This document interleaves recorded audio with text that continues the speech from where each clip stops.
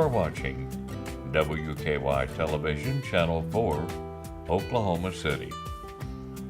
I want to talk about Bill Thrash just a little bit. Bill Thrash and I went to the same school system in Ada, Oklahoma. Bill was a couple of years younger than me. I remember seeing Bill when I was in the 9th grade. Bill was in the 7th. They're on the junior high campus. Right west of junior high was the Ada High School. We shared the same campus, but we stayed separated, the big kids and the little kids. Thrash was a scrawny little kid, and so was I. And anyhow, I knew Bill there, and we had a lot of fun. It was just a bunch of kids.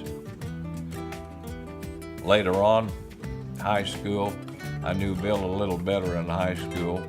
I was a senior, he was a sophomore. But where I really got to know Bill was when I worked at Channel 10 with Bill Thrash. A lot of fun there. Bill Thrash, you know, he really admired Steve Allen. Steve Allen was a pianist, wrote a lot of songs. Steve Allen was a funny guy, and Bill Thrash and I, we talked about Steve Allen a lot because we both admired him. You know, it was a day and time when television was young. We were two young guys working in the same control room together there at Channel 10. Gosh, those were good times. They were fun. Pretty loose and pretty free. We learned a lot. If nothing else, we learned how not to do things. But it was a fun time. Later on, Thrash and I, we worked together at Channel 4. We'd both come up the big town way, and there we were working at Channel 4. Well, of course, we were in the big leagues then. And you know, Channel 4 was big league. At one time, it was probably one of the very biggest television stations in the whole country. Absolutely, we had equipment like no other TV station had. We could do things that most people wouldn't even dream of doing because we had the manpower, the ingenuity, the equipment, the people. If you said, how can you do something? We would darn sure figure out a way how to do it and do it right. Boy, those were good times. Well, anyway, going back to Looney Tunes, I remember one day there at Channel 10 in Ada, Bill and I were sitting in the control room, and we got to talking about Looney Tunes and the music that went with it. And we got to laughing. We got to laughing about cartoons and Looney Tunes.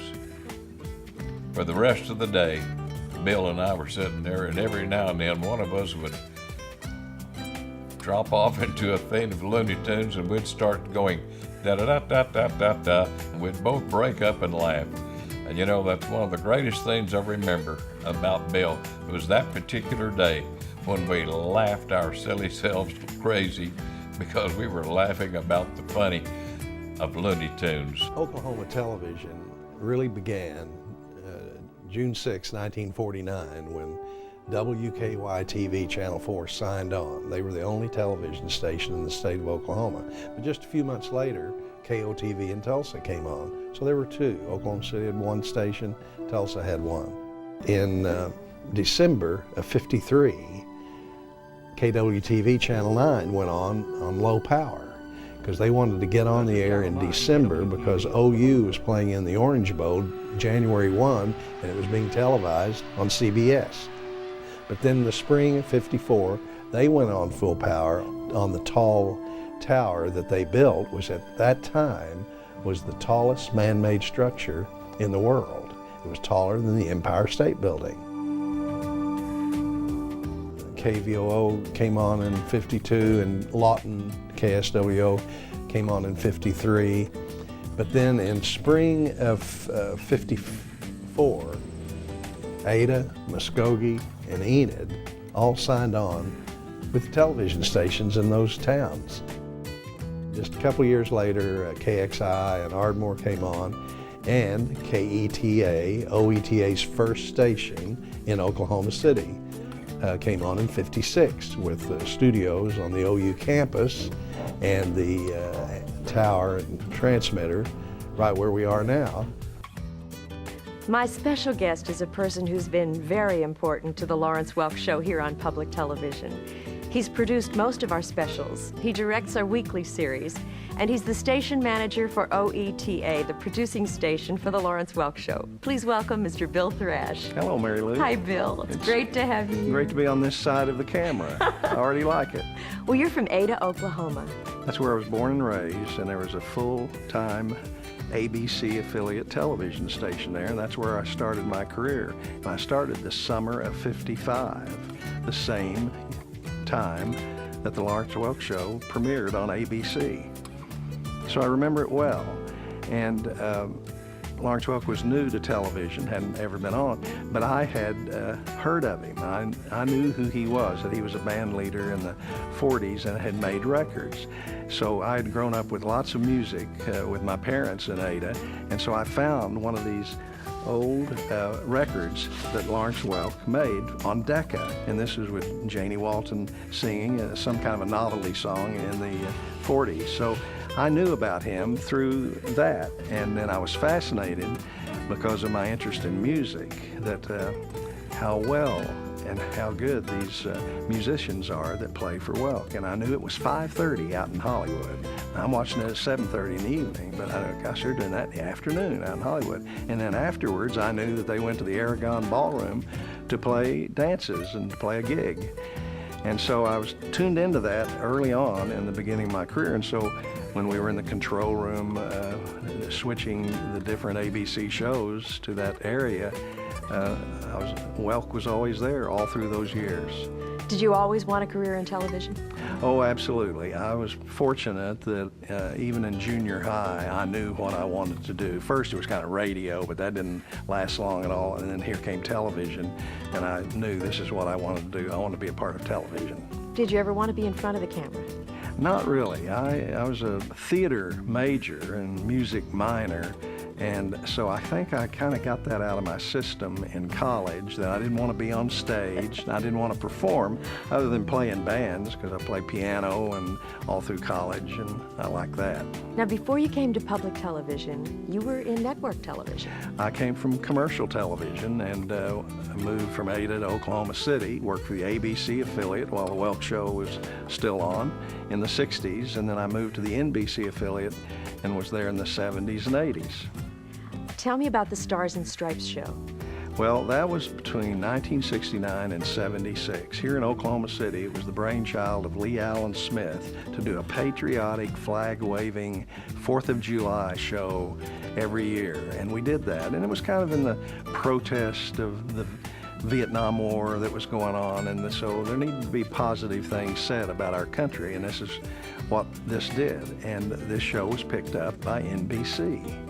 And so we had stars like Bob Hope, Tennessee Ernie Ford, Kate Smith, the Fifth Dimension, Dionne Warwick, Mike Douglas, John Davidson, and just every year Doc Severinsen. And we always had Les Brown and his band of renown. So that was a real kick, and those were real fun shows to do. And they were very well received on NBC. And that all ended the bicentennial year, 1976, with a big 2-hour show. You also were instrumental in launching the career of Mary Hart. Well, that's a special memory for me because I'm so proud of her. But in 1976, I hired Mary Hart from South Dakota to be the co-host of a popular daytime variety show called Danny's Day, starring Danny Williams. And so she was the co-host from '76 to '79 on the NBC affiliate in Oklahoma City. So Mary was just terrific and really learned a lot about her craft doing that show. But it was during her period on that show that I met Lawrence Welk. he came on the show when you guys were in town to do a concert, and he and Lon Varnell came out to the station for Lawrence to make an appearance to talk about his concert at the Lloyd Noble Arena in Norman, Oklahoma. I was there. And so he was there, and he was so great, and I was upstairs and knew he was in the building and made a point to meet him, and we had our picture made together. And then on that show, he and Mary danced on the show while Danny conducted the live music that we had then on that show. And that was a real special memory. We'll never be able to thank you enough for what you've done for all of us. And it's been great visiting with you. Thanks, Mary Lou. I enjoyed it too. Hello, I'm Pat Greaves. My dad was Chris Daniels, who was a one of the original staff announcers at Channel 4 from 1951 to 1971, when they started going live, basically, and there were no need for the live booth announcements. Bill and Dad worked together probably from I'm going to say the early to mid 70s to Dad's retirement in '83. Bill is such a great guy, and I've known he and Billy basically through Dad for probably 30 plus years. And one thing Bill was a program director at the station. Dad being public service director probably in the last 15 years of his career there at the station. And so they collaborated together, worked together on a lot of community service projects and public affairs and public service projects. And I remember Bill had always been just so accommodating when Dad and he worked together. Again, Bill, great guy. He and Billy, just nicest people that you could ever meet. I had the pleasure, I guess, of sitting next to them at Danny Williams' memorial service there at the History Center in March of this year. And that was very enjoyable. Billy and I were cutting up like a couple of school kids, and of course Bill, a little more proper, a little more serious, but still always very engaging, and you could always tell that he was right there on top of it, if not leading the way as far as all the old stories of Danny and Channel 4. Hi, I'm George Wesley. Just wanted to talk a little bit about Bill Thrash, whom I consider to be a good friend. As a matter of fact, though, I knew Billy before I knew Bill. We were both involved in theater, and of course she was one of the primary people in production, getting things done in theater. But then I met Bill when I went to work at Channel 4, and he turned out to be a pretty nice guy. I was impressed because he seemed to have been such a young guy doing a darn good job. He was easy to talk to. He was interested in progress, and we got along real fine. And we're neighbors. We participated in our neighborhood organization together, and just a darn good guy. Very cooperative, and you'll see that in this little piece that I want to share with you.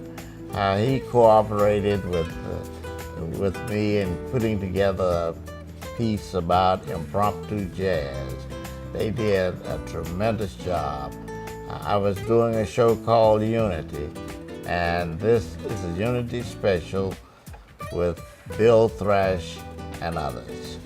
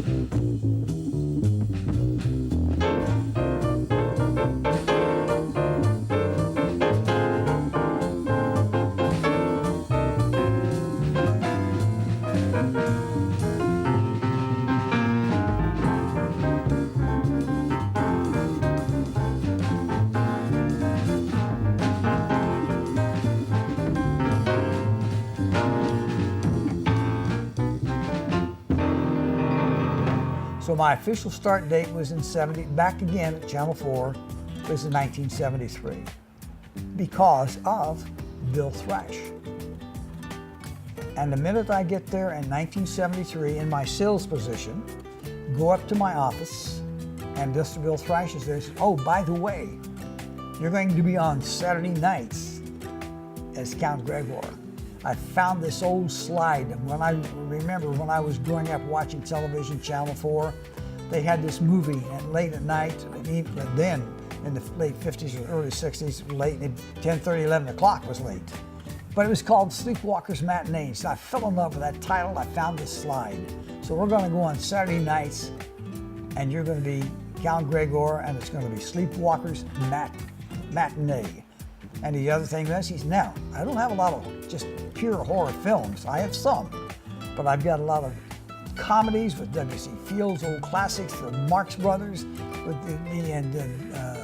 and a couple of couple of comedians at that time. I'm trying to get their names here in just a minute. And they had Wolfman and the Frankenstein. But anyhow, he said, I think we can make it work. So we're going to start Saturday nights. And I think that time, I can't remember exactly what preceded. Oh, at that time it was the movies or whatever. But anyhow, Sleepwalkers Matinee premiered about midnight on Saturday nights in 1973 because of Bill Thrash. But Bill Thrash was more than just the programmer of those movies in our friendship.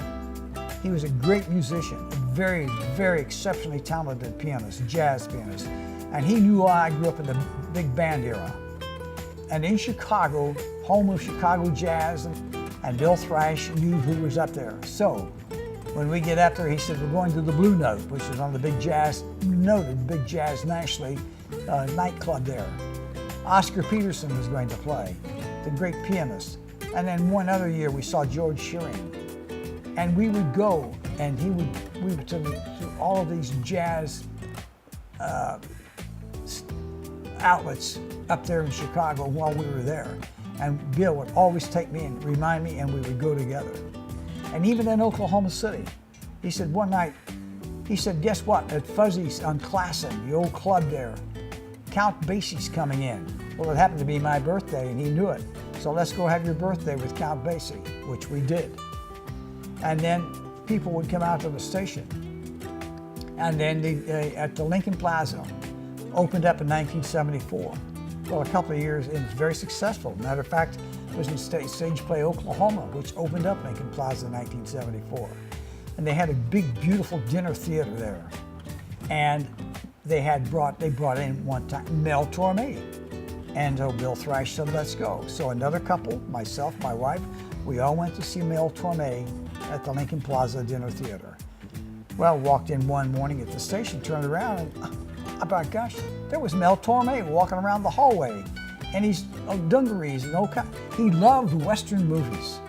So Bill Thrash made sure we had a little viewing room with a 16mm camera there. Bill would go out and pick out 2 or 3 movies on the reel, 16mm, and have somebody to help Mel Torme get the film loaded, whatever. And Mr. Mel Torme would sit there, get some popcorn, Coke, whatever, and sit there in the little viewing room and watch those old movies. Wonderful person.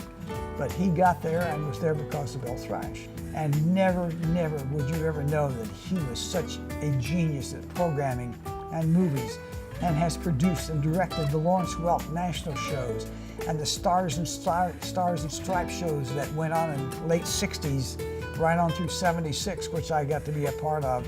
And even when NBC took it over, Bill Thrash was deeply involved in the entire production, directing, producing. But Bill Thrash has succeeded and been successful and has made stations successful wherever he has been. So I will just say to thanks Bill Thrash, thank you very much for being what you've been to me, but more importantly, being my friend. I owe you, and you're a great guy, Bill, and I love you. I'm Lee Allen Smith. I'm an alumnus of WKY Radio and Television, KTVY Television, of years gone by. And I'd like to share a few thoughts that I have about one of the nicest gentlemen that I've ever known, and Bill Thrash. Bill is a true gentleman, a great broadcaster. He strives for perfection and always has, and usually reached it. He's a very loyal, talented, kind, and thoughtful, caring human being, and that's the main thing that I know about him, and the way my family, Deanne and my daughters, Lee, Jennifer, and Wendy feel about him. We've made a lot of trips together in broadcasting, and we made some good trips of recent days during the Centennial, going to Macy's for our Oklahoma float during the Centennial. About 2 or 3 years we went straight for that, and then the Rose Bowl, we had a float there, and all these things that we did like that, Bill had a hand in it. He's played a major role in my life, beginning at Channel 4. He came from KOCO, originally was in Enid. Bill and I first started in our major work together, where he was a very crucial element and a positive element for the Stars and Stripes show. Anything I ever did of any major importance that we thought was important, at least, Bill had a hand in it and a major role in it, like the Stars and Stripes show for all those years, 8 years. When we had Bob Hope here and Tennessee Ernie Ford, and it goes on and on and on. But Bill was the talented guy behind the scenes that was the director. And he was so easy to work with. He was fun to work with, I might say, but he was very particular and very talented, and was very quiet in the way his demeanor was in doing all those things such as that. And then later, when we were KTVY, we had our, I think, the 30th anniversary, when we had Jane Pauley here, and again Bob Hope, and several other ones that made a very successful event at the Civic Center Music Hall for Channel 4. And of course, later we did the Diamond Jubilee, and there again he was right there on it. I usually would get the talent, and he would put it to good use and produce it and direct it, and was just excellent at it. And some of these things we did, like the dome dedication, of course, he had several Emmys, but we fortunate for Bill and all of us to win an Emmy for that. And of course, the most recent was the Sooner. We had a Sooner Spectacular too, and he was advised us and helped us on that also. But I meant to say the Centennial Spectacular, which drew so many great stars at then the Ford Center, now the Chesapeake Arena. But when I think of this spectacular and the talent that Oklahomans had that we had here, and compare that to the 75th anniversary of the Diamond Jubilee, we had some good talent here for that, but didn't reach the numbers. We had good quality, of course, during that one when James Garner came, and many other stars during that time. But on the spectacular, where Bill had it and aired it and carried it on OETA, won another Emmy for many of us, including Bill, who's so deserving of it. It's amazing how many Oklahomans were famously involved in it, like Garth Brooks and Toby Keith, Carrie Underwood, and we had many other stars that worked from Oklahoma. But at any rate, it was a great show, and one that Bill and I were extremely proud to be a part of, and talked about show. I left Vince Gill out, perhaps, and others, but Argus Hamilton, anyway, was a star-studded lineup of great Oklahomans, and they came back and filled the arena down there, and it was on television, and he just was he was there every step of the way that we had things going on. But I will say, more importantly, as a friend, and one of the best friends I've ever had, when I'm at parties or something, we forget, all of us around there, maybe 20 or 30 of us, and we don't remember what actor or actress was playing in the movie, or what movie it was that had this actor in it. And they all knew that I was going to call old Bill, and here I go. I call Bill. He always do the answer. If he didn't, Billy did. And Bill's greatest asset is Billy Thrash, who is equally as talented and as fun go-getter in theater, and made a great partner for Bill. They both are great partners and just great together through these years. He's just, both of them are wonderful people, and she, of course, was involved with a lot of things we did, like the reopening of the Civic Center Music Hall. There they both were, helping, advising, and making it as good as it could be, because that's the way Bill was. He was a perfectionist, as I said earlier, and he reached perfection as far as I was concerned on all these things, because we were very proud of all those things we just talked about, but more importantly, those people that sponsored it were pleased and proud to be a part of it, and that's the way it happens, is people give money to make these things happen. Those are the few things that I remember and love about, and always love and cherish my friendship with Bill and Billy.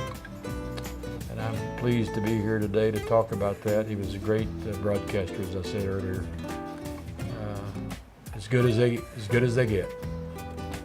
So I love you both, Bill Thrash and Billy Thrash.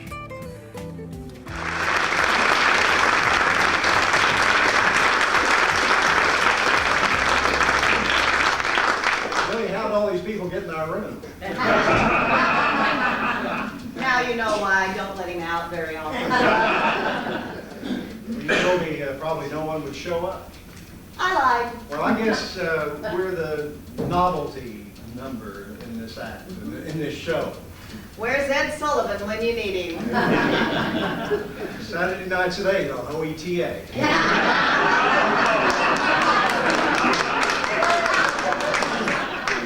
Voodoo.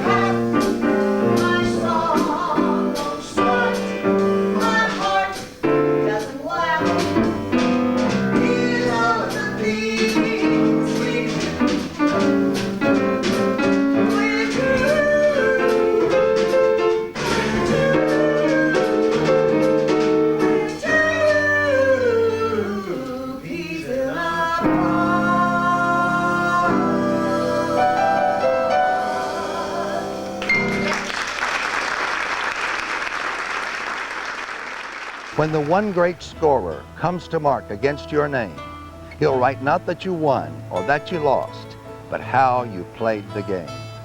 This is Don Wallace.